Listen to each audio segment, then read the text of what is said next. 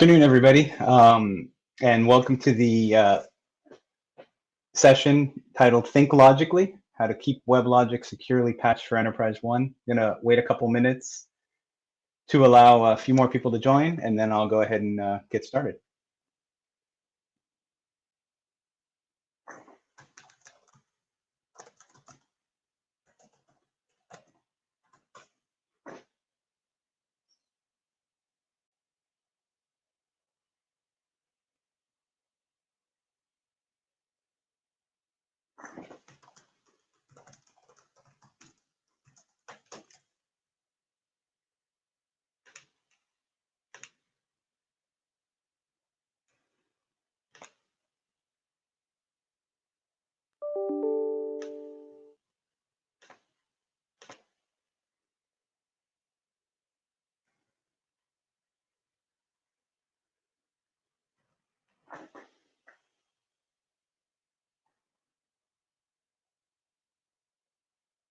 Okay, well, good afternoon. My name's Alex Rodriguez. I'm with Premier Group, and I'm going to be walking you through this session on WebLogic and how to keep it securely patched for EnterpriseOne.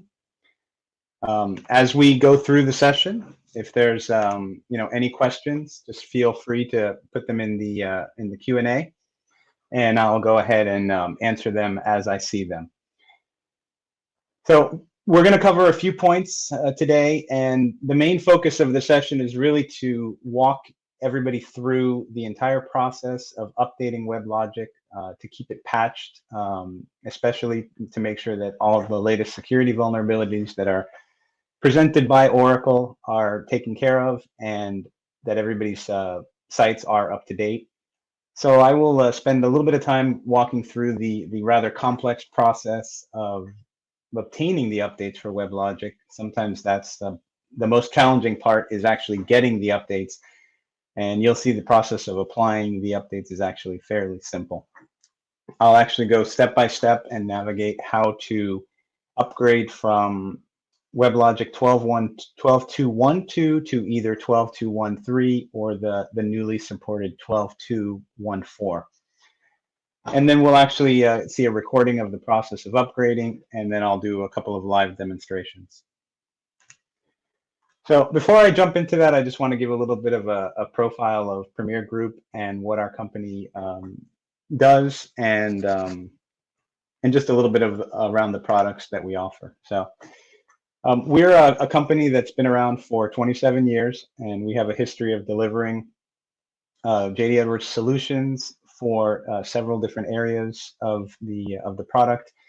And we've really started out as a JD Edwards only focused company in the 90s, and we've kind of grown into a fairly large organization and have assisted over 225 customers around the world and been involved in 300 to 500 different JD Edwards projects. And we have transitioned over to our line of products called Smarter Commerce, and with that we've worked with a lot more customers in many different areas, especially focused around kind of the core areas that we support, which are payment processing solutions for JD Edwards, retail point of sale, e-commerce, call center management, and also a partnership with Avalara for sales tax automation. So those solutions really have helped our company to grow, and along the way we've continued to support our customer base of JD Edwards, and my main role with the company is I'm the technical services manager, and I'm really in charge of making sure that all of our Smarter Commerce integrations are secure.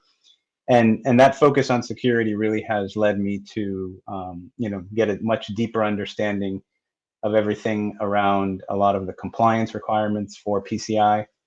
And some of that is essentially very critical, even within JD Edwards, to help maintain security. So that's why I have an interest in anything around patching, and I feel strongly that this session hopefully can give everybody a good understanding of what's required to make sure that your WebLogic systems that are kind of the main entry point for all users are kept up to date. So here's kind of a listing of our customers that we have, some of the main ones. We serve, customers large and small. So, multi-billion-dollar companies such as Praxair and some smaller companies are also represented here. So we have a very wide base of customers, and again, we do offer solutions around payment processing, e-commerce, point of sale. Okay. So before I jump into the kind of the meat of the presentation, I have some questions that I'd like to put out there to the audience. So I'm going to launch a couple of polls and see if everybody can answer them. And mainly, what I want to see is just get an idea of the people that are here, what versions of JD Edwards are being run, and also what what releases are in use. So essentially, JD Edwards supports a wide variety of versions that are out there, and I really wanted to see what people are using. So, all right, so I'll just give a moment, see if any responses come in to any of the poll questions. So, the first one I have out there is, are you using HTTP or HTTPS for your JD Edwards HTML? The hope is nowadays that everybody's using HTTPS, even for internal connections. Most of the current browsers will give you a warning if you don't have HTTPS running, telling you that you're entering your password into a non-secure site. So you really don't want to have that out there. The other one is, what WebLogic version is being run, whether you're running, some of the newer versions, the 12.2.1x's, or if you're running some of the older versions. And then if everybody's on 9.2 or some older or other releases. Okay, so it looks like we got some feedback on that, and there are a majority are on 9.2 and some of the newer versions, and most are still using just HTTP for access. So let me jump in now to a little bit of background on WebLogic.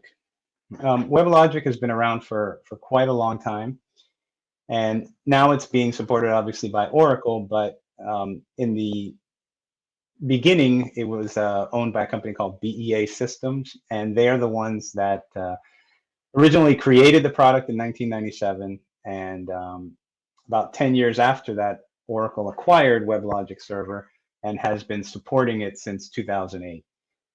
So in August of 2008, they introduced the first version that they supported with JD Edwards EnterpriseOne, and that was essentially 10G. Then they were supporting the releases of 11G from 10.3.1 to 10.3.6. You'll see in the next upcoming slides that they still do support the 10.3.6 version of 11G. In December 2011, they introduced 12C Release 1, and they supported that version for about 4 years, from 12.1.1 to 12.1.3. And the current versions that they're supporting are 12C R2, which is versions 12.2.1.0 to 12.2.1.4. They have released in March of this year 14C, but as of now, they do not yet support that with JD Edwards EnterpriseOne. Okay. So the next few slides have kind of a matrix of the current tools releases that are supported by the application release. So if you notice at this point, the main versions that support anything that is 9.2, any of the 9.2 tools releases are 9.0, which supports the 9.2.0 through 9.2.2 tools releases. 9.1 supports all the 9.2.0 tools releases, but does not support anything 64-bit. And then with the applications 9.2, you can run any of the tools releases available from Oracle, and you can also run 64-bit if you choose to do so. So the next few slides, I essentially did some searches on the Oracle support site and pulled up the certifications by the different 9.2x tools releases, 9.2.0 through 9.2.4. And as you can see here, if you're at 9.2 and you're at 9.2.0, you have three choices for WebLogic. You can run the 10.3.6, 12.1.3, or 12.2.1. None of those, the newer ones, the 12.2.1 is not recommended since it's not supported as far as any critical updates. For 9.2.1, it's essentially the same versions that are supported for all the different WebLogics. So they support 4 different WebLogic versions. For 9.2.2x, they support, again, 4 versions of WebLogic all the way up to 12.2.13. For 9.2.3, they support only 3 versions, the latest of the 12.1s, the 12.1.3, and then they also support 12.2.1.2 and 12.2.1.3. And then the hope is that most people will be either at 9.2.4 or headed there, and that's because they now, with this version, support 12.2.1.3 and 12.2.1.4, and in addition support some of the newer operating systems, especially for Windows. They support Windows 2019. Okay, so why is WebLogic security and patching so critical? So I'll walk through a little bit on some of the reasons why it's critical to keep your WebLogic patched and secure. If your JD Edwards is being accessed over the public internet, which is probably not very common, but nowadays sites, the WebLogic sites are usually accessed or could be in the cloud, either hosted by Oracle or by some other third party. So in most of those cases, you're not having a direct open connection, but you are usually going through some type of a VPN tunnel, and you definitely want to make sure that you have the latest patches available. So I have a couple of links to some critical attacks that have happened, problems that have happened within WebLogic. Encourage you to read those on your own. Another reason to update is the 12.2.1x extended support was ended December of last year. In addition, critical patch updates are not available for 12.2.1.2.0. So if you're on any of the older tools releases within 9.2 that do not support at least 12.2.1.3, you really essentially cannot patch your software and correct any vulnerabilities that are out there. The critical patch updates that are available are for the WebLogic versions 10.3.6, 12.1.3, 12.2.1.3, 12.2.1.4, and the new 14.1.1. If you are current, you can get access to the latest features. As you could see, when you go to 9.2.4, you have to be at least 12.2.1.3. So if you are on an older WebLogic, that will stop you from moving to a newer tools release and thus stop you from getting some of the latest features that are available within EnterpriseOne. And then as you can see, when you migrate from 12.2.1.2 to 12.2.1.3 or 12.2.1.4, the upgrade process is very simple. If you wait a long time, then your process to migrate becomes more challenging. So that's another reason to stay current with your WebLogic. Now we'll go through how to navigate the Oracle Critical Patch update site, which for anybody that's been on it, it's one of the more complicated sites to navigate and get through. So I'll kind of walk through that process and make sure that everybody understands what's needed to get through and find the updates that you have to apply. So the first thing that you need to do is be on the list to get alerts. 4 times a year, Oracle sends out an email with the critical patch updates. Very good timing for this session. Just on Tuesday, I got the latest Oracle critical patch update that was released for October 2020. And I'll show you that email and then walk you through how to get the updates that are needed and how to kind of interpret, which ones are needed for a JD Edwards installation of WebLogic. But essentially, these steps here show you how to sign up to get the email alerts. So highly recommend that. So which updates do I need? So I have a little screenshot here, which I'll show you how you can get to it, of which updates are available, in this case for Oracle WebLogic Server 12.2.1.4, and then how to determine which ones you would need. So let me jump over to, let me pull up the email that I have with the Oracle Critical Patch Updates, and I'll bring that over here. And essentially, this is the email that just came in. As I mentioned, it came in on Tuesday afternoon, so very good timing for this. So I had time to go through and find the latest updates, and we'll actually walk through and apply some of these to a server that I have available. So normally I look for the link on the Oracle Technology Network. So I will open that up and bring the web page over to the screen. So generally what I like to do is go to the kind of the traditional page, which is usually right up at the top. And then, as you can see, if I scroll down, this is a massive page with tons of information for every vulnerability that's out for every Oracle product. So it's pretty overwhelming, the list. So what I usually like to do is just use the browser search for WebLogic. And then I find the hit for Oracle WebLogic. So these are the different versions, as I mentioned, that have updates available. So for the latest 12.2, you can only patch 12.2.1.3 or 12.2.1.4.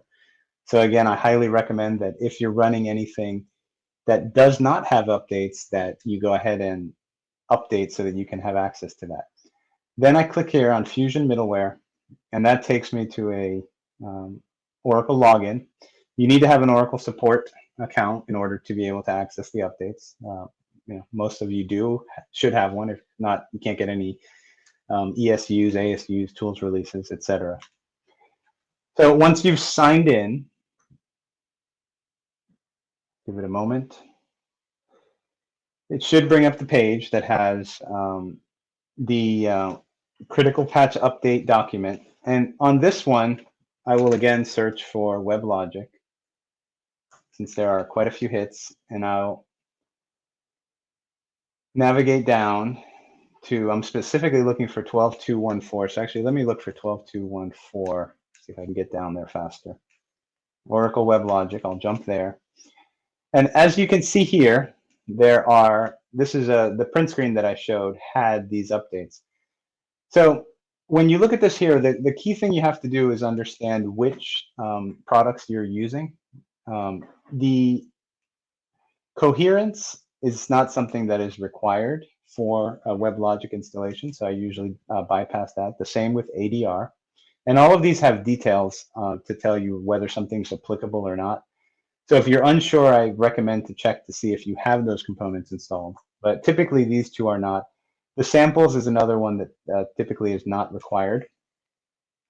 So the two updates that are most important here are the OPatch update, which essentially is OPatch is the patching tool for Oracle, and you need to have that current in order to be able to apply updates. And then this is the patch set update. So these two I have downloaded, but if we wanted to download them, I'll show you in a second. The other one here is talking about the Oracle Java, and one of the important things here is it essentially just tells you which versions of Java are currently supported and which ones you need. So that's could almost be a separate session to talk about how to maintain Java up to date, but this essentially shows you which ones are supported. So the WebLogic uses the JRE and JDK 8. So they're basically recommending that you be at update 271 at a minimum. I think the latest one is, I believe, like 291 at the moment. But this basically tells you which is the minimum you want to be at in order to be, to have all the vulnerabilities that are discovered covered. So for example, to get this patch set, we would click here, And then that's going to take us to a site here where then we're able to download that patch. So you essentially click download, takes you here, and then I'm essentially going to get this one, which is I'm getting the patch for Windows.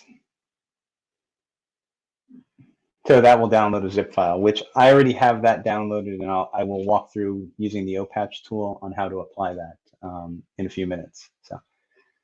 So that's the process to get the updates. It's definitely quite a few steps, and it's not as simple as you get the email. It has a link, and then you just grab the updates. You have to navigate through and know where to click. So hopefully this quick walkthrough was useful and will help you to get the updates that you need.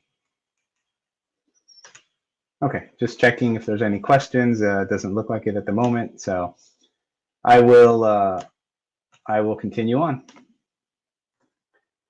Okay, let me jump back to the presentation at this point. Okay, so we just walked through kind of a live demo of the critical patch update site. Okay, next I'm going to go through a step-by-step guide for upgrading WebLogic. These steps would apply for anybody going from 12.2.1.2 as the base up to either 12.2.1.3 or 12.2.1.4. If you have the 9.2.4 tools release, I highly recommend as part of that process to go ahead and go up to 12.2.1.4. Just since you're going to make the change to a newer tools release, it makes sense to go as current as possible with the WebLogic. And then also at that point, if you're running Windows and there's any interest in updating operating systems, it may make sense to take that on also, to go to Windows 2019. So I'm going to walk through and talk about the main steps for upgrading WebLogic, and then we'll actually have a video that shows the process, and I'll kind of talk through it as the update goes. So the first thing that you have to do is make sure that the system that you're working on, that there's nobody connected, and that you have the ability to shut down WebLogic for a period of time. The update process normally takes somewhere between 15 to 30 minutes, depending on who's doing it and how much time you take between steps, etc. So it's not a lengthy process, but I would say allocate an hour of downtime should be sufficient. And you can obviously test it and calculate how long it took you for your non-production environments. So the first thing would be to shut down the services. I have some scripts that I'll share with you and show you on how to both shut down and start up WebLogic. But essentially, you need to make sure that WebLogic is down and not running. The next thing we need to do is navigate to your Oracle Home folder and do a backup of the entire Oracle Home. Okay. Then we need to essentially uninstall the current running WebLogic. So you would just navigate to the directory, run the deinstall command that's shown on the screen. That will walk you through a couple screens. You hit finish. And once that's completed, then just to make sure that there's nothing still present in the directory, you will delete any remaining Oracle Home files. Then we need to download the new WebLogic version from Oracle. In this case, it's going to be the 12.2.1.4. We'll extract the contents and move those files to the Java JDK folder. It's important that we use the 64-bit Java. I know there's sometimes this confusion as to which Java version to use, but for WebLogic, since it is a 64-bit application, you always want to use the 64-bit Java version. Then you run the command shown, which is essentially Java with the option -jar and then the file name for the installer that was downloaded. That will launch a window with the installation steps. Once that's up, we click Next. that will walk through some screens. Again, you have to select what directory you're installing to. So generally, you would want to go to the same directory that you used for the original installation. But if for some reason, as part of the process, you wanted to install to a different location, since we completely uninstalled the prior version, you have the ability to change that at this point. Then you will pick WebLogic server.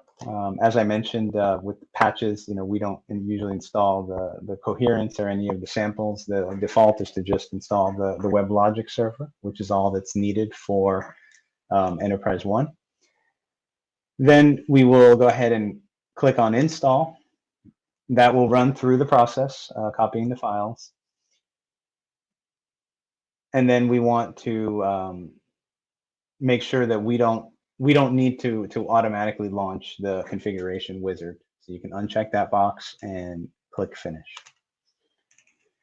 Then what we want to do is we want to copy from the backup that we did. We want to copy the user projects folder from within the Oracle home. So we want to copy that into the newly installed location. Okay. Then we want to run a command that is called reconfig.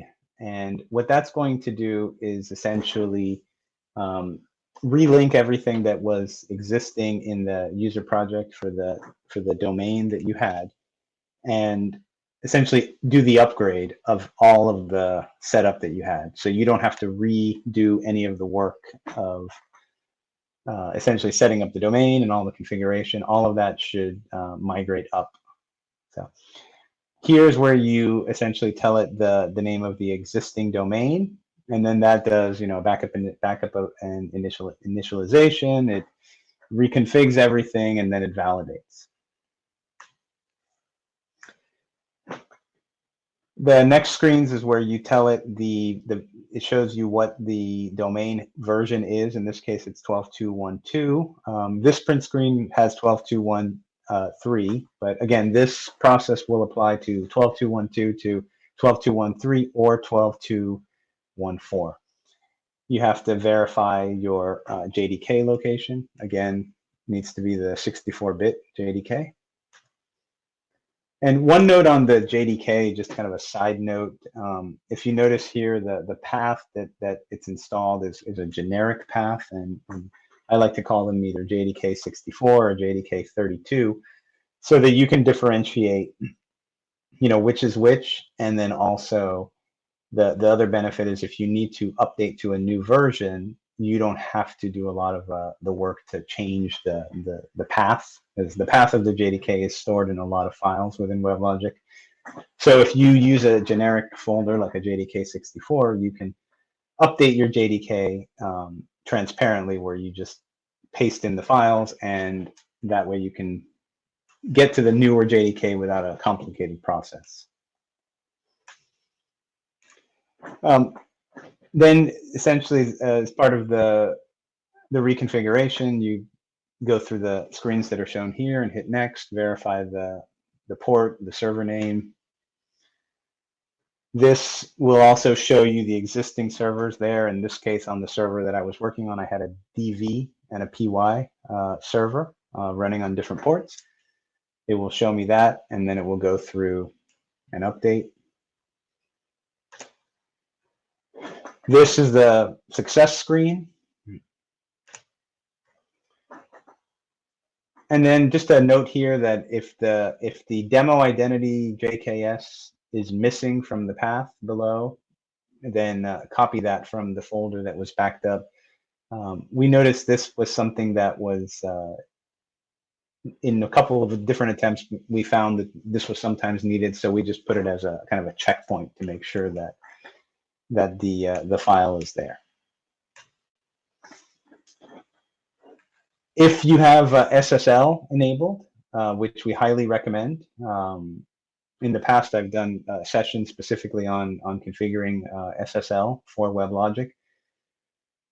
You will need to copy over the JKS files that are located in the backup and put them in the same location in the Oracle home. And then once those files are there, that would require a reboot of the server. We need to remove the old Node Manager service and install a new one. So you open the Windows Services console, look for the Node Manager service, and stop it. Then we run commands to delete the service name. So it's an sc delete command. And then you run a new command to install the new Node Manager service. Once that's installed, you'll see that that new service is running. And then you can log into the backend WebLogic admin, and then just make sure that that it's reachable. And as you can see, this is now 12.2.1.3. We also, as I mentioned earlier, have some scripts that make the process of startup and shutdown easier. I'll actually show you on one of my servers the process to set this up. But essentially, that's in the Windows group policy, and that's where you would go ahead and see the startup and shutdown scripts. And in here, when you do show files, that's where you can put the files that that I have attached in this document. There's a start domain command. That's the file that actually will run. And then there's a WebLogic script, a WLST file that actually shows what domains will start up and how to connect to the Node Manager. So we need to copy that start domain file into the common bin folder as well. And then once I publish the PowerPoint presentation, you'll have these scripts attached and embedded within the PowerPoint, so that hopefully you can use those with your demo. I mean, with your own environment. So, okay, now I'm going to go ahead and launch essentially a demo of the process of upgrading to version 12.2.1.4. So let me go ahead and launch that recording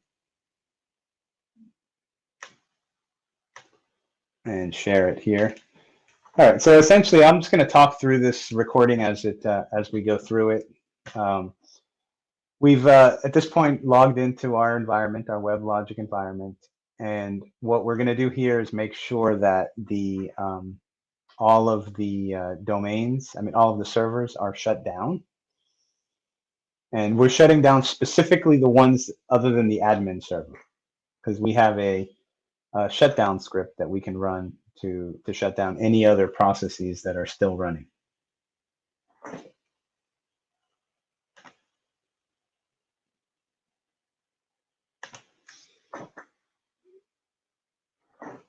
Okay, so once those are shut down, then we're going to go ahead and launch a command prompt, and we're going to run the shutdown, the stop domain command.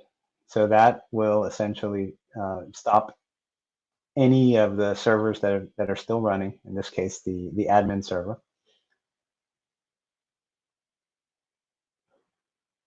So some of these processes may take a little longer when you do them on your system. Since this is a recorded video, some of the processes may run a little faster than in real time. So just keep that in mind. Okay, so now we're checking to make sure that there are no processes, no Java processes still running, and there was nothing running. And then we need to find now that Oracle WebLogic Node Manager service, and we're going to make sure that that's stopped.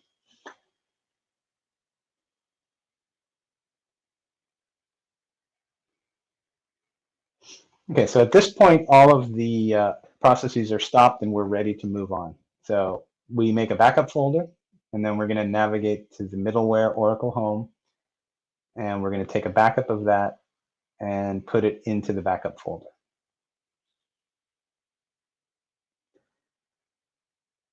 And as you can see, my copy is going to be extremely fast.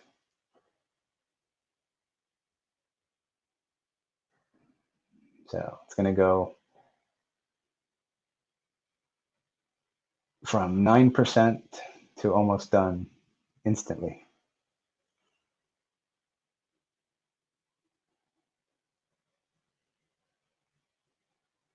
Let me see if there's any questions. No, doesn't look like there's any questions at this point.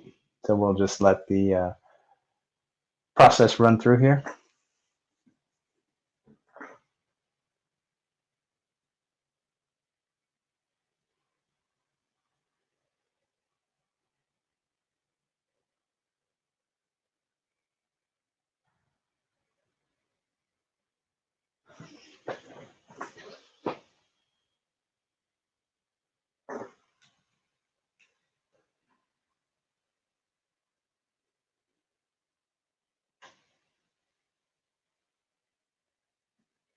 I'm going to accelerate through this process a little bit.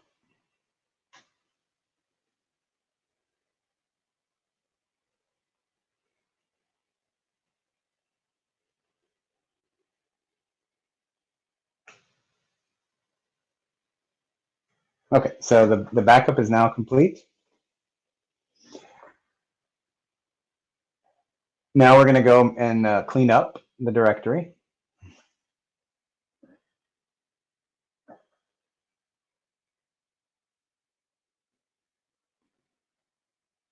Okay, first we're going to do the deinstall, and then we'll do the cleanup.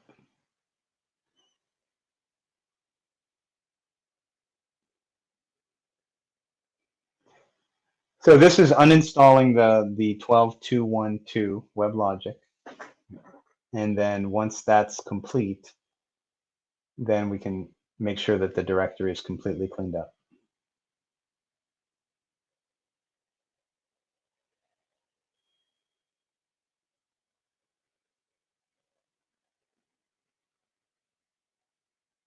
Okay, so that finishes.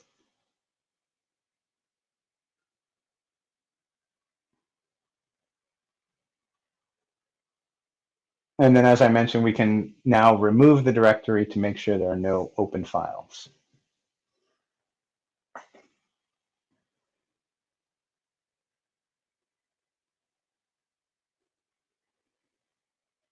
And make sure that you have your command prompt folder, command prompt closed, so that you don't have any locks.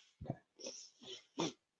Now here we have our 12.2.1.4 installer that we downloaded from the Oracle site.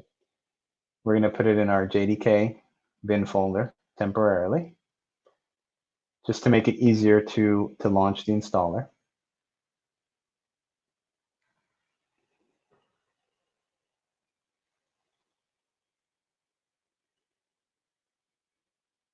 Then we launch the installer with the Java jar command.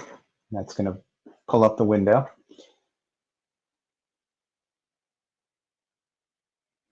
And this process is essentially doing a clean install. So, okay, we skip auto updates, we specify the directory, WebLogic server only.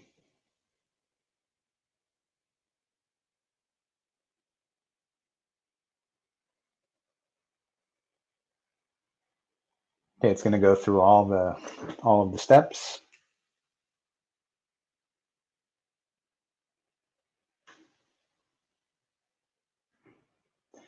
I'm going to accelerate it. I'm just realizing that this particular video from 12.2.1.2 to 12.2.1.4, we did not edit it to go faster. The prior video, we kind of edit it to go faster through all the steps. So in the interest of time, I'm going to accelerate it a little bit there. Again, we turn off the automatically launch configuration wizard, and then click finish. So that essentially did a clean installation of 12.2.1.4. Now we're going to run through the steps to essentially bring back the configuration that we had for 12.2.1.2, so we don't have to do any rework. So that essentially is to get the user projects and paste it into the middleware Oracle Home. And that's what's going to have all the information on our domain and the different servers that we had set up.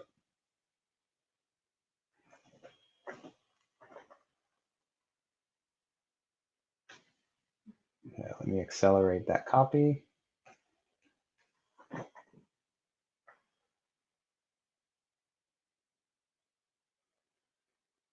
Now we're going to look for the reconfig.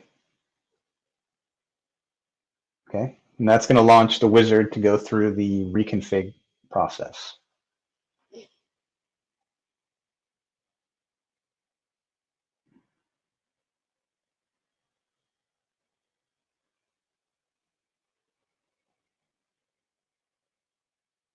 Okay, so you see that we're going from the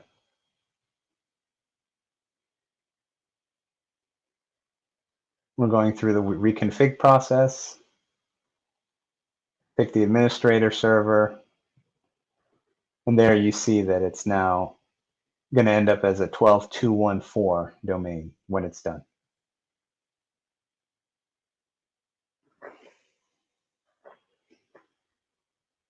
So again, the process is going to be the same whether you go to 12.213 or 12.214. If you're going to tools 924x, we definitely recommend to go to the tools, I'm sorry, to the WebLogic 12.214. Now we're going to start the WebLogic, the node manager service. Or actually, we're going to remove the old node manager service and install the new one. So that's the sc delete command. And then now we're going to navigate to the folder and install the new node manager service.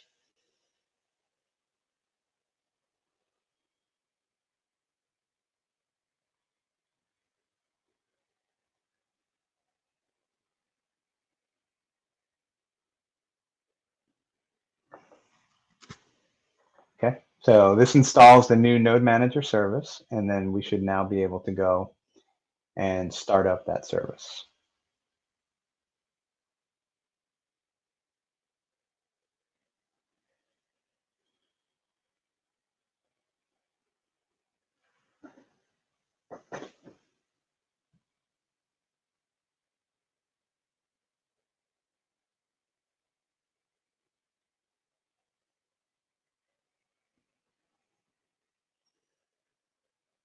Okay, now we're going to start WebLogic.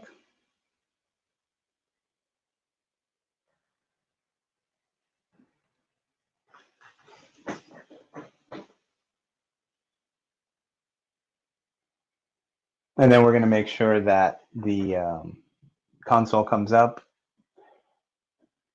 and that we can log in. And it's a little small, but you can see that on the version is now 12.2.140. And we'll just check to make sure our servers are there that we had, and we can actually start them.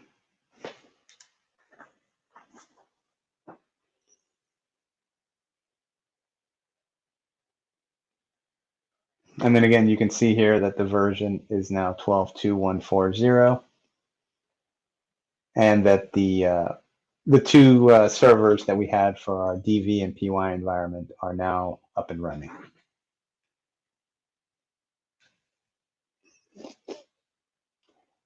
Okay, so that ends the video walkthrough.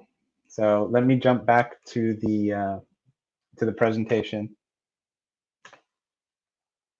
and we'll go through a little demo of the OPatch process, which is essentially after you've installed. So once you have 12.2.1.4, you want to get current with the latest patches that I showed you how to download earlier. So this does require a new version of OPatch, which is shown in the READMEs, and I can walk you, I'll show you that. But essentially, the README gives you the commands that you have to run. I have them listed here. And then the installing the WebLogic patch, I'll actually walk you through that, and we'll do that right now. And there's also a little note here for those that are running on a Linux platform on how to go through and do the patching also.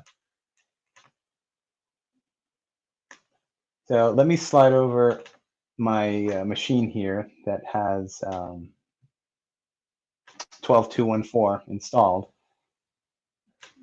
So just to show you here, I have, let me just go to my WebLogic here. So you can see here that I have 12.2.1.4 installed, just a basic installation. So in order to do this, any of the patching, we have to make sure that everything is brought down. So I'm going to go ahead and do that. Just let it log in here.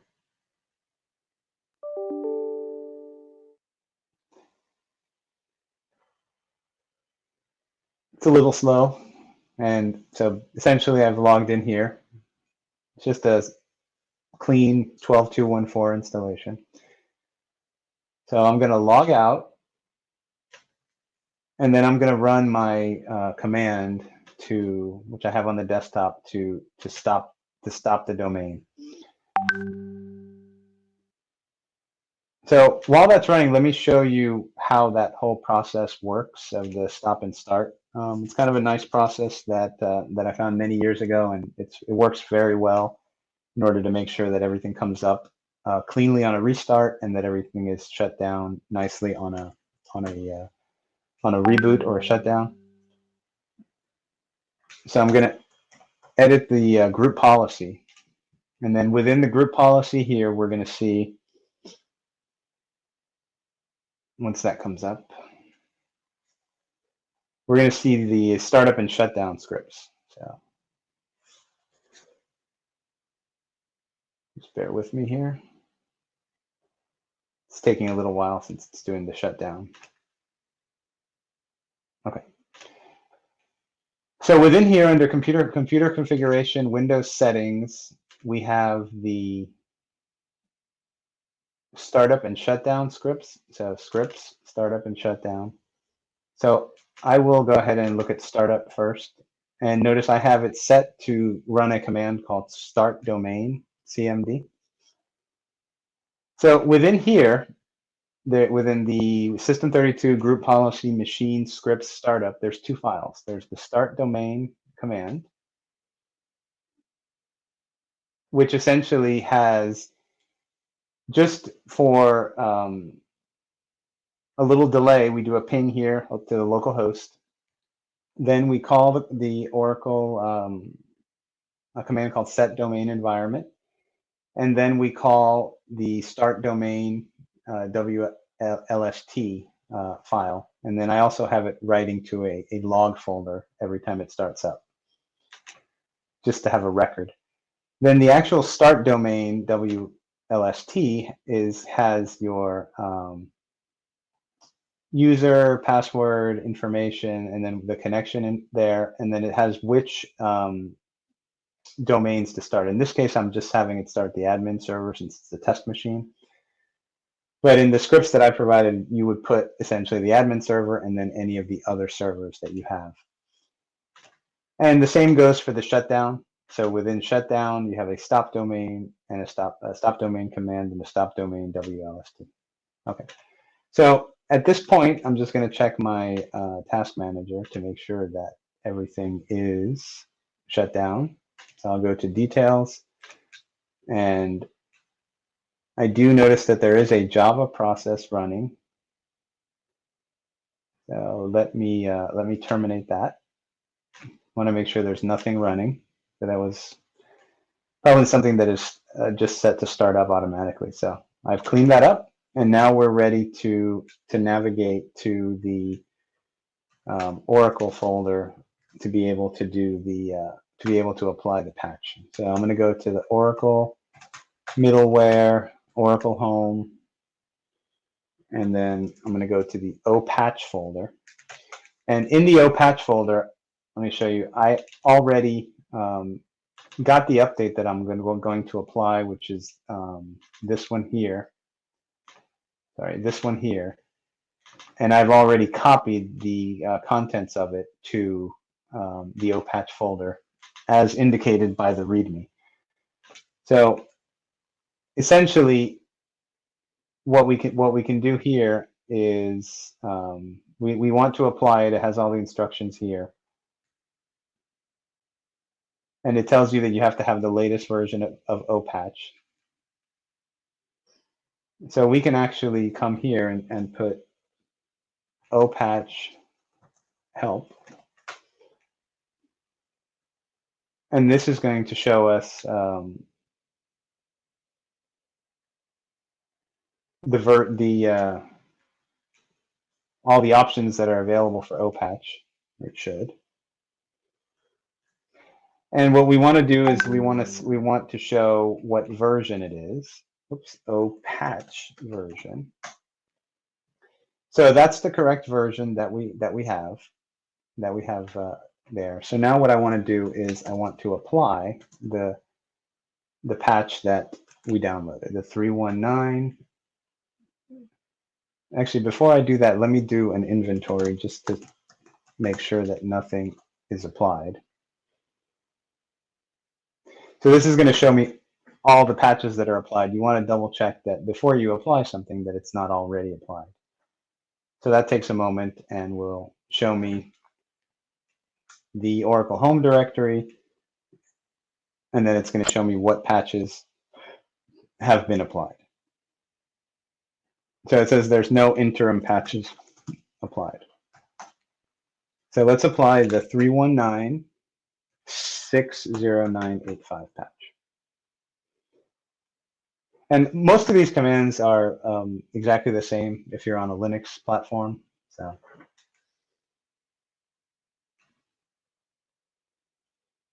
it's basically going to ask some questions to make sure that you're ready to apply it, and then go through and run through the update. Do some prerequisite checks.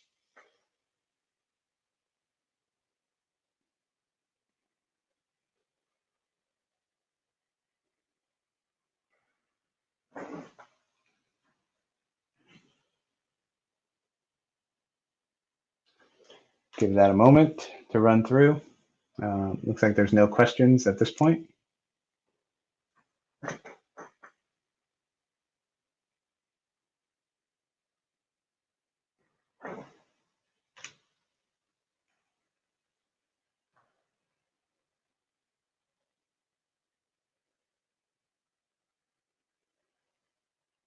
Okay, we'll give it another moment here. As usual, everything seems to take longer when you're showing something live.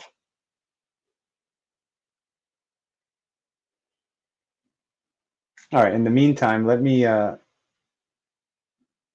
flip back to the presentation and we'll jump back to that. But again, this is the step that I'm running. So I'm running the OPatch apply. And this is a breakdown of the OPatch commands. So we looked at the version. You can do a rollback if you wanted to. The category shows you hide. And essentially, the last part of the presentation, you complete a session evaluation. But let me see if this actually finished. It's still running. So while that's still going, let me jump back here. I did want to say that if you have time and you want to pop into the Smarter Commerce booth and chat any of our team members, we are giving away a Sennheiser wireless noise canceling set of headphones from one of our customers. So if you have that opportunity before the conference ends today, that would be great. Would love to chat. And otherwise, I'm just gonna kind of wait here until this comes back. Hopefully, it will come back in the next couple minutes. We still have about 5-6 minutes. Doesn't look like there's any questions, so we'll just stand by.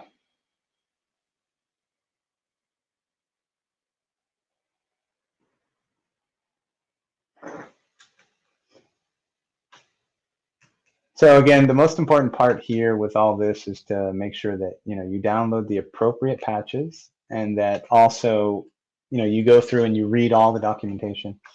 As tedious as that sometimes is, you can avoid a lot of headaches and problems if you just read through and make sure that everything is the same. There haven't been any changes to the process.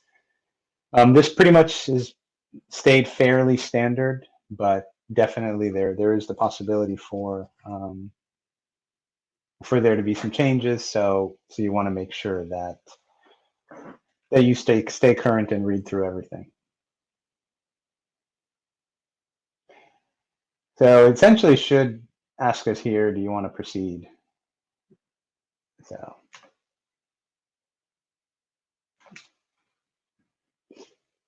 and it looks like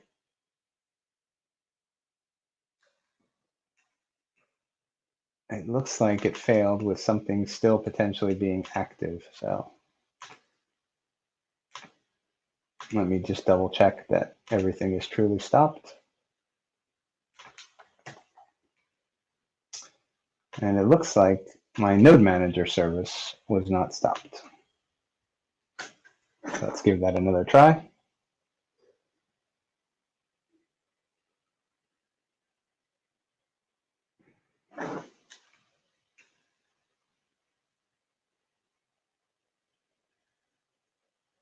Have a couple more minutes. I'd like to see this go through. And here's where it took quite a bit of time. So let's just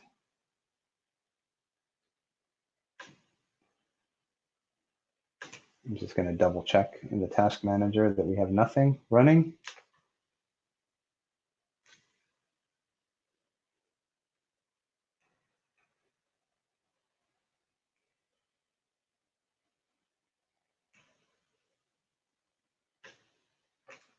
And it looks like we're going to be good to go here. System ready for patching. Okay, perfect. So now it's doing a backup. And this should run through hopefully in a couple minutes. And then we should be all patched and ready to go.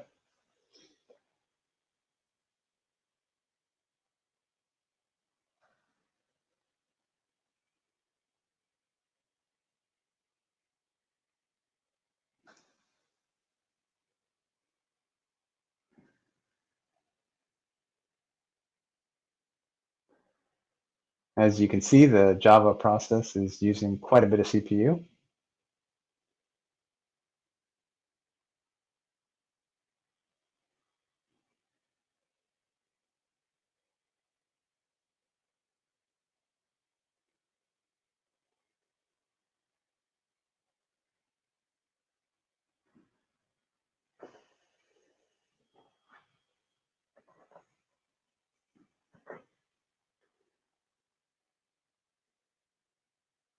Okay, still going.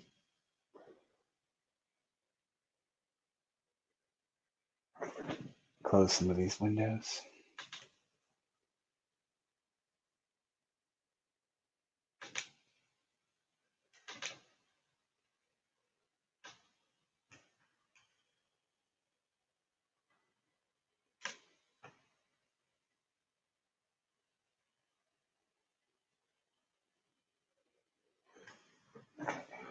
Okay, we have a couple more minutes, and since there aren't any questions, as soon as this process completes, then we can go ahead and close out the session. I do hope everybody got a lot of good information out of this, and hopefully this will serve as a kind of a step-by-step guide to be able to apply, to go ahead and upgrade your Oracle WebLogic to the latest release, and also to find the appropriate critical patches and then apply them. Looks like it did finish. Let me just run the inventory command just to confirm that the patch is applied. It does say it's successfully applied, but let's take one final look at the inventory. And then the last thing I would need to do is just run my start domain script and bring everything back up. But you can see here that the patches have been applied. I'll go ahead and run my start domain. And at this point, I'm going to close out the session. I hope everybody enjoyed the presentation, and have a great rest of the InFocus conference. Thank you very much.